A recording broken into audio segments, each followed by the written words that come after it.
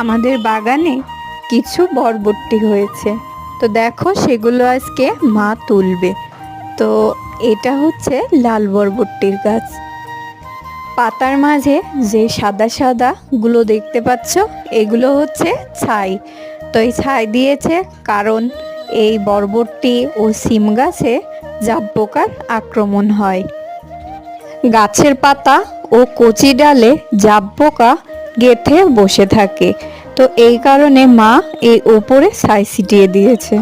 দেখো অনেক উঁচুতে বরবটিগুলো ধরে আছে, তো সেগুলো এক এক করে মা তুলে নিচ্ছে। তো তোমরা যারা এখনো আমার চ্যানেলটিকে সাবস্ক্রাইব করনি, দ্রুত সাবস্ক্রাইব করে দাও। এরই মধ্যে দেখো লাউয়ের বীজ থেকে চারা ফুটেছে। এই সুযোগে আমিও কয়টি বরবটি উঠালাম। কয়েকটা মরিচ সহ দেখো পেঁপেটি পেকে গেছে।